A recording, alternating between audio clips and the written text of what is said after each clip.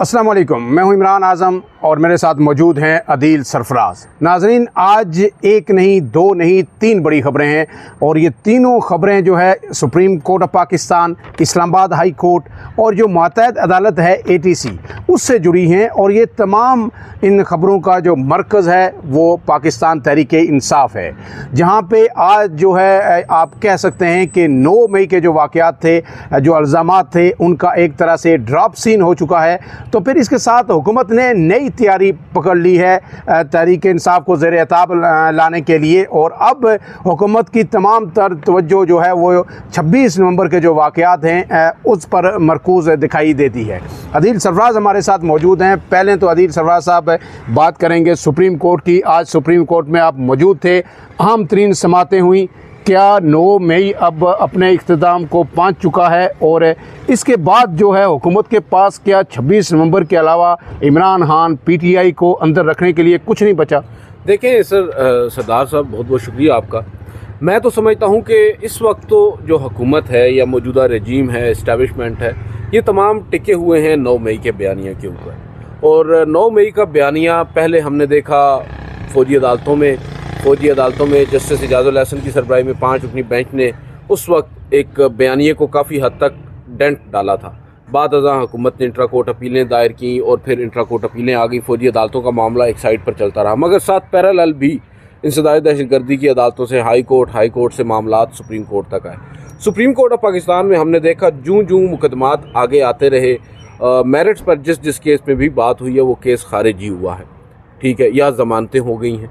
तो अब हम ये देख रहे हैं आज भी, जैसा कि सेनेटर एजाज चौधरी जो तकरीबन 11 मई तकरीबन उनको 1 साल से ज़ायद का अरसा हो चुका है, वो पाबंद सलासल हैं, उनकी ज़मानत आज एक मुकदमे में मंजूर कर ली है सुप्रीम कोर्ट ऑफ पाकिस्तान ने।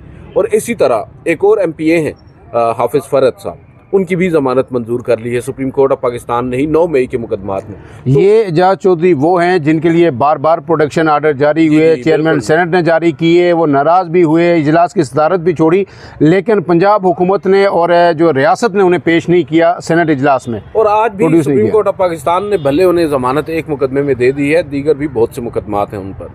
तो ये कहना कि वो बाहर आ जाएंगे ये भी अभी नहीं कहा जा सकता, बल्कि वो अंदर रहेंगे। लेकिन जहाँ तक ताल्लुक़ है 9 मई के उस बयानिए का, तो वो बयानिया तो काफ़ी हद तक दफन हो चुका है। और जो ऑब्जर्वेशंस हैं सुप्रीम कोर्ट के जजेस साहिबान की, आज भी एजाज चौधरी वाले केस में जस्टिस नईम अख्तर अफगान जो कि आईनी बेंच के रुकन हैं, उनकी ऑब्जर्वेशन ये थी कि आप अगर इतने ही शवाहिद थे एजाज चौधरी के ख़िलाफ़ तो इनको भी फौजी अदालत में भेज देते, आपने 600 मजीद लोगों को भी तो भेजा है।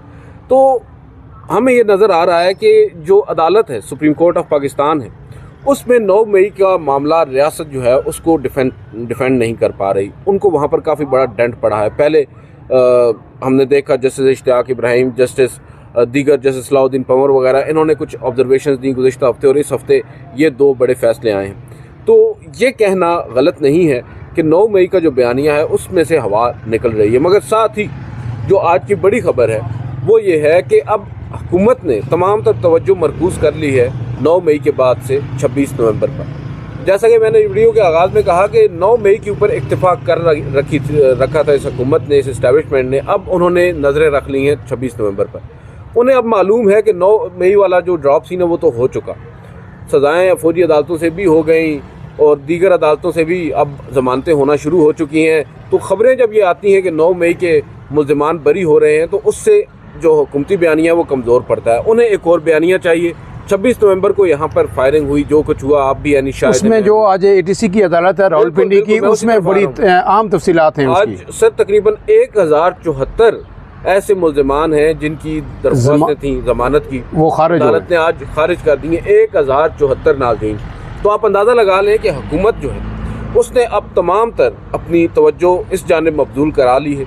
उन्होंने ये तय कर लिया है कि भाई पाकिस्तान तहरीक इंसाफ को तो हमने ढीला नहीं पड़ने देना। इसकी ज़रा सी तफसीलात में अगर सामने रख दूँ ताकि नाज़रीन को समझने में आसानी हो कि रावलपिंडी की जो ATC अदालत है आज उसमें ये समात हुई, उसमें क्या हुआ, जो जज हैं अमजद अली शाह, उन्होंने इसकी समात की। तो इसका जो लुबे लबाब ये है कि जनाब PTI के 1074 कारकुनान की ज़मानतें आज खारिज कर दी गई हैं और इसके साथ साथ जो 82 मुल्ज़मान हैं उन्हें कैद की सज़ा सुना दी गई है और साथ उन्हें जो है जुर्माना भी सुनाया गया है। और फिर ये जनाब एक अहम बात बात यह है कि शानदाना गुलजार जो पीटीआई की आम रहनुमा है, उन्हें आज एटीसी ने तौहीन अदालत का भी नोटिस जारी कर दिया है। अब 1609 इस वजह से कि शायद वो अदालत के अंदर बात करना बात करती हैं, ज़्यादा करती हैं, बस यही है। 1609 मुलजमान को फ़र्द जुर्म आयद करके आज तलब किया गया था एटीसी ने, उसमें से 568 मुलजमान सिर्फ अदालत में पेश हुए और प्रोसिक्यूटर ज़हीर शाह ने मौक़िफ़ इख्तियार किया कि मुलजमान जानबूझकर ट्रायल में रुकावट पैदा कर रहे हैं, तो फिर उस पर 1049 गैर हाज़िर मुलजमान की ज़मानत खारिज कर दी गई। और इसके साथ साथ सिर्फ यही नहीं किया, जो ज़ेर समात 25 मुलजमान की दरख्वास्तें थी, दरख्वास्त ज़मानत थी, वो भी खारिज कर दी गई और मजमूई तौर पर यूँ 1074 जो मुलजमान हैं, उनकी जो पीटीआई के कारकुनान हैं, उनकी ज़मानतें खारिज हुई हैं। अब इसके साथ ये अहकामात भी जारी किए गए कि इन तमाम लोगों के शनाख्ती कार्ड भी ब्लॉक किए जाएँ, अकाउंट्स भी मुंजमद किए जाएँ और इन्हें फौरी तौर पर गिरफ़्तार करके अदालत में पेश किया जाए। अब जो आपको मैंने बता दिया कि जो मुलजमान जिनको सज़ाएँ हुई हैं, 82 मुलजमान वो हैं, उन्हें 4 माह कैद की सज़ा सुनाई गई है और साथ 15,000 फ़ी कस उन्हें जुर्माना भी सुनाया गया है। और प्रोसिक्यूशन की इस्तदा पर शानदाना गुलजार को तौहीन अदालत का नोटिस जारी किया गया। प्रोसिक्यूटर ज़हीर शाह ने कहा कि शानदाना गुलजार ने वकील होने का दावा किया है, अब वो MNA है और तनख्वाह लेती हैं, और उन्हें यह भी कहा कि आप सुबह से तौहीन अदालत की कार्रवाई में रुकावट डाल रही हैं, लिहाजा इनको जो है शोकाज जारी किया जाए तौहीन अदालत का, और अदालत ने जारी कर दिया। जी कंटिन्यू कर रहे हैं आप आगे। अब ये आप देख सकते हैं कि 26 नवंबर के जो मुल्ज़िमान हैं, पहले तो एक ज़िले से दूसरे ज़िले से तीसरे ज़िले, किस तरह उन लोगों को मुंतकिल किया जाता रहा, हवालगियाँ उनकी होती रहीं। कुछ हमारे अपने दोस्त हैं वो बताते हैं क्या कुछ हो रहा है वहाँ पर। लेकिन ये देखें, हमारी रियासत ने माज़रत के साथ इस वक्त तक मैं समझता हूँ हमारी हुकूमत ने, ये जो अपने आप को मुंतखब कहती है, आप मुंतखब कहते हैं, इस हुकूमत ने एक बड़ा अहम मौका था, आप कह सकते हैं मौका भी था, और अदरवाइज़ उनके पास ये एक जवाब भी आ गया था कि भाई अब बहुत हो चुका है। 9 मई में आपने न सिर्फ मुल्ज़िमान को पाबंद सलासल रखा, आपने पूरा एक नैरेटिव बिल्ड किया, आपने बहुत से बेगुनाह अफराद को भी ज़ेर हिरासत रखा। ख़वातीन कई रहनुमा पाकिस्तान तहरीक इंसाफ की वो पाबंद सलासल हैं, यास्मीन राशिद हैं, बहुत से केसेस हमारे सामने मौजूद हैं। हमारी हुकूमत ने इससे कुछ नहीं सीखा, अब उसने अगली तैयारी पकड़ ली है। मकसद क्या है? पीटीआई को दबाना। मकसद ये है कि पाकिस्तान तहरीक इंसाफ जो इस वक्त मकबूल तरीन सियासी जमात है, या वाहिद मकबूल सियासी जमात है पाकिस्तान की, उसको कमज़ोर करना। काफ़ी हद तक तो ये हुकूमत कामयाब भी हो चुकी है, क्योंकि अब ख़ुद जो लोग इमरान खान साहब से मिल के आ रहे हैं, वो भी ये तासुर लेकर आ रहे हैं कि इमरान खान भी इस बात को जानते हैं कि उनकी पार्टी अब एक तरह से ख़त्म ही है। हाँ, ख़त्म इन अ सेंस की इंतज़ामी सतह पर। इमरान खान साहब जिस रोज़ बाहर आए वही पार्टी उसी। देखिए अदील सरफराज, हम पहले भी ये कह चुके हैं कि पीटीआई इलेक्टेबल्स की पार्टी नहीं है, ये कारकुनान की पार्टी है, इमरान खान और कारकुनान है। अदील सरफराज साहब, इसके साथ साथ जो बताएं कि सुप्रीम कोर्ट में कोई और भी मुकदमा था पीटीआई के लिए जिसको आज मतलब बड़ा ज़रूरी है। वो अब देखें, बहुत से लोग इसको ना पॉजिटिवली ले रहे हैं, बहुत से लोग समझते हैं कि बहुत बड़ा ब्रेक थ्रू है पाकिस्तान तहरीक इंसाफ के लिए, एक अच्छी खबर है। मैं इसको इतना कोई हाइप नहीं दूंगा। ये मामला है 8 फरवरी के आम इंतखाबात में धांधली का। आपको भी मालूम है, मुझे भी मालूम है कि 8 फरवरी के आम इंतखाबात में क्या हुआ, मगर हम कोर्ट ऑफ लॉ नहीं है। हम ज़ाहिरी बात है वो बात करेंगे जो साबित शुदा है, बिल्कुल सही, या जो वो बात करेंगे जो सर्कमस्टेंशियली प्रूफ कर रही है। हमारे सामने कमिश्नर रावलपिंडी का वो बयान मौजूद है, लियाकत अली चट्टा साहब का, जिसमें उन्होंने न सिर्फ इलेक्शन कमीशन बल्कि चीफ जस्टिस उस वक्त के काजी फायज ईसा साहब को भी आड़े हाथों लिया और उन्हें एक्सपोज एक तरह से किया अपने तौर पर कि ये वो लोग हैं जो जिम्मेदार हैं धांधली के और किस तरह धांधली हुई। उसके ऊपर मैं ये समझता हूँ कि अब जो इमरान खान साहब ने दरख्वास्त दायर की थी 1 साल 3 महीने पहले सुप्रीम कोर्ट ऑफ पाकिस्तान में, जब 26वीं आईनी तरमीम नहीं आई थी कि भाई 8 फरवरी के आम इंतखाबात में मुबैना धांधली पर कमीशन बनाया जाए सुप्रीम कोर्ट के सीनियर तरीन जजेस पर मुश्तमिल। शेर अफजल मरवत ने भी एक दरख्वास्त उसी तर्ज पर दायर की थी, और वो दरख्वास्त थी गालबन इलेक्शन कमिश्नर और दीगर मेंबरान के ख़िलाफ़ भी और धांधली के ख़िलाफ़ भी। हमारी सुप्रीम कोर्ट ऑफ पाकिस्तान में जनाब काजी फायज ईसा साहब से इमरान खान साहब ने बकलम ख़ुद एक समात के दौरान वीडियो लिंक के ज़रिए ये इस्तदा की थी कि ये 2 मुकदमात हैं, 8 फरवरी के इंतखाबात में धांधली और 9 मई का जो वाक़या है उसकी तहकीकात, ये दरख्वास्तें मुकर्रर करें। उन्होंने यकीन दहानी करवाई, मुकर्रर नहीं हुई। काजी साहब रुखसत हो गए, रिटायर होकर चले गए। आइनी बेंच बन गया 26वीं आइनी तरमीम के बाद। 26वीं आइनी तरमीम के बाद आइनी बेंच ने अब एक तवील अरसा के बाद आज एतराज़ात ख़त्म किए हैं उस दरख्वास्त पर जो रजिस्ट्रार ऑफिस ने दायर किए थे। अब वो एतराज़ात ख़त्म हो गए हैं और हम देख रहे हैं पाकिस्तान तहरीक इंसाफ भी शायद नहीं चाहती कि ये बेंच उसको सुने या इसके आगे वो इस केस को परस्यू करें। समहाउ वो ख़ुद भी कन्विंस्ड हैं कि भाई हाँ, यहाँ से तो हमें रिलीफ मिलना नहीं है। जहाँ तक ताल्लुक़ है इस दरख्वास्त से एतराज़ात हटने का, एक आप कह सकते हैं कि रुकावट थी बहुत बड़ी, वो हट गई है। मगर जिस हिकमत अमली के साथ इस वक्त पाकिस्तान तहरीक इंसाफ की लीगल टीम इस केस को लेकर चल रही है, मैं नहीं समझता उन्हें कोई बड़ी कामयाबी होगी। अभी भी बात हो रही थी मतीउल्लाह जान साहब से सुप्रीम कोर्ट में, हम मिलकर ये बात कर रहे थे कि भाई यहाँ पर अब पाकिस्तान तहरीक इंसाफ की जो क़यादत या वो लीगल टीम जिसको मैंडेट दिया है इमरान खान साहब ने 8 फरवरी के इंतखाबात में धांधली के ख़िलाफ़, उनको फुल ऑन आना होगा, खुलकर अपना मौक़िफ़ बयान करना होगा, लियाकत अली चट्ठा को पेश करने का इस्तदा करना होगी। अगर ये आईनी बेंच देखिए, अब तो सारी ये क़यादत ही वकला के पास है, पीटीआई के सारे बैरिस्टर हैं, चोटी के वकील हैं सारे, तो अब अगर ये भी नहीं केस लड़ेंगे अच्छे तरीके से, फिर कौन लड़ेगा? देखिए, बात ये नहीं है, बात इसमें मेरी अपनी यही राय है कि वकला जो है उन्हें थोड़ा सा ऑफेंसिव टोन अपनाना होगी, उनकी अपनी कुछ मजबूरियाँ होती हैं, कुछ अपनी हिकमत होती है। दूसरी जानिब एक आर्ग्यूमेंट ये भी है कि भाई देखें, हामिद खान साहब ने इमरान खान के बिहाफ पर दरख्वास्त दायर कर रखी है, वो केस आगे लेकर चलना चाहेंगे। ज़ाहिरी बात अपने क्लाइंट से इंस्ट्रक्शंस भी तो लेना होंगी। ज़ाहिरी बात है 1 साल कबल जब ये दरख्वास्त दायर की थी उस वक्त हालात मुख्तलिफ थे, आज हालात मुख्तलिफ हैं। आज भी अगर हामिद खान साहब इस केस को आगे लेकर चलना चाहेंगे तो उन्होंने सबसे पहले क्या करना है, इमरान खान से मुलाकात करनी है, वो मुलाकात उन्हें करने नहीं दी जा रही। तो ये वो अब परेशानी बन चुकी है पीटीआई के लिए कि वो इन केसेस को आगे कैसे लेकर चलें। अदरवाइज़ हम देख रहे हैं कि यही आईनी बेंच जो है ये तो समवट कन्विंस नज़र आ रहा है कि ये केस बनता ही नहीं है, ये दरख्वास्त काबिल समाअत ही नहीं है। वो समझते हैं कि शायद जो जुडिशल कमीशन की तश्कील का मैंडेट उनके पास है ही नहीं। मेमो गेट की मिसाल आई, उन्होंने कहा कि उस वक्त रेमेडी कोई और दस्तियाब नहीं थी जो मेमो गेट की तहकीकात कर सके। यहाँ पर तो रेमेडी ट्रिब्यूनल्स की सूरत में मौजूद है, वो अलग बात है, ट्रिब्यूनल्स ने अभी तक कोई फैसला नहीं किया धांधली के ऊपर, अभी तक क्या हुआ है। तो बहुत सारे एविडेंसेस उनके पास मौजूद हैं, अगर वो चाहें तो वो इसको आगे लेकर चल सकते हैं। हामिद खान साहब को चाहिए, इनकी लीगल टीम को चाहिए कि वो अपने जो एविडेंसेस हैं वो रखें, अपना केस फुल ऑन लड़ें, और इस केस में ब्रेक थ्रू तो हो सकता है, पर डिपेंड करता है लीगल टीम पर। अदील साहब, एक और सिनेरियो है कि आपको पता है कि पीर से जो है एक अहम दरख्वास्त जो पीटीआई की मखसूस नशिस्तों के हवाले से है, मंगल से, वो उसकी समाअत शुरू होने वाली है। फिर उसके साथ ये जो धांधली वाली दरख्वास्त है इस पर भी एतराज़ात फ़ारग हो गए। इसके बाद जनाब अदील सरफराज साहब, आज इस्लामाबाद हाई कोर्ट से एक बड़ी खबर आई है कि 190 मिलियन पाउंड में जो सज़ा हुई थी इमरान खान और बुशरा बीबी को, बरियत की जो दरख्वास्तें उनकी दायर थी, बिलाकर उनको समाअत के लिए मुकर्रर कर दिया है। 8 मई से वो समाअत उसकी शुरू होगी और कायम काम चीफ जस्टिस सरफराज डोगर साहब और जस्टिस मोहम्मद आसिफ समाअत करेंगे। और आपको पता होगा कि 17 जनवरी को एहतसाब अदालत ने इमरान खान और बुशरा बीबी को सज़ा सुनाई थी। चीज़ें अब थोड़ी सी जो जमूद का शिकार थी वो चलना शुरू हो गई हैं।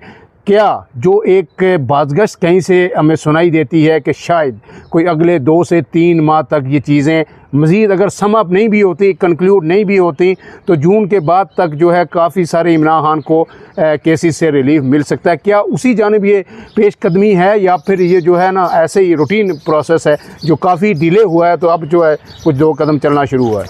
देखिए, जहाँ तक ताल्लुक़ है रिलीफ तो हम नहीं कहेंगे इसको, ज़ाहिरी बात है आइन और कानून के मुताबिक फ़ैसले होंगे तो ऑब्वियसली इमरान खान साहब की बरियत तो दीवार पर लिखी नज़र आ रही है। बात यह है केसेस आगे चलेंगे या नहीं। आपने बड़ी दुरुस्त बात की निशानदेही की कि अब अचानक से केसेस समाअत के लिए मुकर्रर होना शुरू हो चुके हैं, मगर आप ये भी तो देखें सर, ये केसेस जो समाअत के लिए मुकर्रर होना शुरू हो चुके हैं ये 26वीं आईनी तरमीम के बाद मुकर्रर होना शुरू हो चुके हैं, और जिन बेंचेस के सामने ये मुकर्रर हो रहे हैं उन बेंचेस को भी आप देख लें। कायम मकाम चीफ जस्टिस सरफराज डोगर साहब को लाहौर से लाया गया, उनके साथ जस्टिस मोहम्मद आसिफ जो बैठे हैं उनको बलूचिस्तान से ट्रांसफ़र किया गया। इन 2 जजेस साहिबान की तो अभी अपनी फेट डिसाइड नहीं हुई, सुप्रीम कोर्ट ऑफ पाकिस्तान में केस चल रहा है। ये 2 जजेस साहिबान अब बैठकर इमरान खान साहब की सज़ा मौतली की दरख्वास्त पर समाअत करेंगे। गो के हम समझते हैं कि जो पीटीआई की लीगल टीम है यहाँ पर इस पर्टिकुलर केस में, सलमान सफदर साहब, उन्होंने बड़ी हद तक प्लीज़ भी किया जज साहब को और ये बावर भी कराया कि आपसे हमें रिलीफ मिलता है, और इवेंचुअली आज उनकी दरख्वास्त समाअत के लिए मुकर्रर हो चुकी है 8 मई को। अब ढील या रवैया उसमें नरमी, ये तो साबित होगा सर वक्त पर। 8 तारीख को जब समाअत होगी उस वक्त मालूम होगा अदालत किस तरफ जाती है, जो क्वेश्चंस फ्रेम किए जाते हैं अदालत की जानिब से वो क्या होते हैं। अदरवाइज़ जो सज़ा मुअत्तली की दरख्वास्तें होती हैं इन पर एक या दूसरी समात पर रिलीफ मिल जाता है, जो मुल्ज़िम होता है उसकी सज़ा मुअत्तल भी हो जाती है क्योंकि अपीलें पेंडिंग होती हैं। अब आपको मालूम है जो वकला हैं पीटीआई के, वो अपीलों पर इंसिस्ट ही नहीं कर रहे। वो कह रहे हैं कि आप पहले हमारी सज़ा मुअत्तली की दरख्वास्त सुन लें। अगर सज़ा मुअत्तल हो जाती है तो इस वक्त मेरा ख्याल है सिर्फ इमरान खान और बुश अभी भी इसी एक पर्टिकुलर केस में गिरफ्तार हैं। वो अलग बात है कि फिर केसेस और भी बन जाते हैं, मगर ये एक स्टेप फॉरवर्ड हो सकता है। पीटीआई अब बड़ा स्मार्टली प्ले कर रही है। मैं यहाँ पर ज़रूर कहूँगा जो इमरान खान साहब हैं, अभी मेरी कुछ इतलात ऐसी भी हैं कि जब मुलाकात में अभी अलीमा खानम साहिबा ने जंग के ऊपर बात की और फ़ौज के हवाले से कुछ बात की, तो इमरान खान साहब ने उन्हें वहाँ पर मुलाकात के दौरान रोक दिया कि ये वक्त नहीं है। तो अब वो भी अपने कार्ड बड़े सोच समझ कर चल रहे हैं। नहीं, मेरे ख्याल में जो पीटीआई का एलामिया भी आया, मौक़िफ़ भी आया, वो वक्त की ज़रूरत भी थी। नहीं, चले वो उस तरफ नहीं मैं बात कर रहा। वो तो ऑब्वियसली जब इंडिया की बात आएगी तो इमरान खान ने बात करनी है। और इमरान खान वाहिद लीडर है जिसने हमेशा बात की है मोदी का नाम लेकर आरएसएस की आइडियोलॉजी को हमेशा हदफ जो नंगा किया यूनाइटेड नेशन के अंदर, जिस तरह इमरान खान ने नंगा किया था, शायद भुट्टो ने वो मौक़िफ़ इख्तियार किया था उतना जानदार, और फिर इमरान खान ने किया। और फिर इमरान खान ने जो आरएसएस की आइडियोलॉजी थी जिस तरह उसको नंगा किया, दुनिया को दिखाया, वो एक काबिल तकलीद मिसाल ज़रूर है। ये बात हमें हमेशा याद रखनी चाहिए। और जो अब हो रहा है पाकिस्तान और इंडिया की टेंशन, उसमें पीटीआई ने बार बार ये कहा है कि हम पाक फ़ौज के साथ, रियासत के साथ खड़े हैं, और ऐसे इस वक्त किसी किस्म की तकसीम का कोई जो है तासर किसी तौर पर भी नहीं देना चाहिए। अब मेरे ख्याल में पीटीआई जो अदील सरफराज साहब है, मेरे ख्याल में रिलीफ भी नहीं मांग रही, डील भी नहीं मांग रही, वो इंसाफ मांग रही है। वो कह रही है जो जस्टिस जो डिलेड जस्टिस डिनाइड। उनको मसला क्या है? उनके केसेस पनामा टाइप केसेस भी नहीं है। उनके cases sir on the face of it नजर आ रहा है कि भाई ये बस बनाए गए केसेस। बिल्कुल सही है। उनको मालूम है कि एक दिन अदलिया आज़ाद होकर इन केसेस को देख ले, दूसरे दिन सब जेलों से बाहर होंगे, तो उन्हें क्या ज़रूरत है ढील की। अगर आज वो ढील लेकर वापस आते हैं तो उनकी तमाम तर वो जो कुर्बानी 1-1.5 साल से वो दे रहे हैं अंदर रहकर, वो तो ज़ाया चली गई ना। और इमरान खान साहब की सबसे बड़ी जीत ही ये होगी, और आवाम में उनकी मकबूलियत मैं समझता हूँ मज़ीद बढ़ेगी अगर वो आज वो जो प्रॉपर एक चक्की होती है ना, उससे गुजर कर आते हैं, अदालत से ही जो उनको रिलीफ मिलना वो लेकर आते हैं, तो फिर आप देखिएगा उनको काफ़ी हद तक फ़ायदा भी होगा। आखिरी बात अदील सरफराज साहब, ये जो सूरत-ए-हाल बनी हुई है इस वक्त मुल्क के अंदर, एक पहले तो और तनाव थे, अब जो पाकिस्तान और इंडिया की सिचुएशन है ये अभी तक डिफ्यूज़ नहीं हो रही, ये दिन ब दिन हर गुज़रते लम्हे के साथ, घंटे के साथ ये बढ़ रही है। ऐसे में क्या कोई ऐसा जेस्चर हुकूमत की जानिब से, रियासत की जानिब से नहीं दिया जाना चाहिए कि कम से कम इमरान खान को पैरोल पर ही रिहा करके पार्लियामेंट में पेश किया जाए, या कहीं उनकी तरफ से एक वाज़ेह एक्सेस ही दे दी जाए अपने लोगों को कि एक क्लियर कट जो मैसेज वो वहाँ से डिलीवर कर सकें कि वो पूरी तरह कौम के साथ खड़े हैं, या उनका एक जेस्चर तो बनता है हुकूमत की जानिब से। क्या कहेंगे इसको, किस तरह क्विकली समराइज़ कीजिए? बात दुरुस्त है, जेस्चर तो हुकूमत अगर देगी तो उससे हुकूमत की अपनी मकबूलियत बढ़ेगी, इस्टेब्लिशमेंट की मकबूलियत बढ़ेगी, फ़ौज की हिमायत जो कि अवाम में है उसको मज़ीद बढ़ेगी। इस पर्टिकुलर इशू की अगर हम बात करें, जंग की बात करें, इंडिया के साथ कशीदगी की बात करें, मैं समझता हूँ कि उन्हें उसको इमरान खान को पैरोल पर छोड़ने की भी ज़रूरत नहीं है। सिर्फ इमरान खान को एक अप्रोच कर लेना अगर ये गवर्नमेंट ऑफिशियली, तो मैं समझता हूँ उससे भी बहुत सारी चीज़ें ईज़ ऑफ हो सकती हैं और इस गवर्नमेंट को एक ब्रीदिंग स्पेस मिल सकती है, जो कि इस वक्त बड़ी हद तक डेस्परेट भी है उस ब्रीदिंग स्पेस के लिए, मगर रिलक्टेंट भी है ऑन अदर हैंड कि भाई हम कैसे झुक जाएं। तो थोड़ा सा तो आपको झुकना पड़ेगा, अदरवाइज़ जो हालात हैं वो बेहतरी की तरफ तो नहीं जाएंगे। नाज़रीन, फ़िलहाल के लिए जो है इतना ही। अदील सरफराज और इमरान आज़म को दीजिए इजाज़त। अल्लाह हाफ़िज़।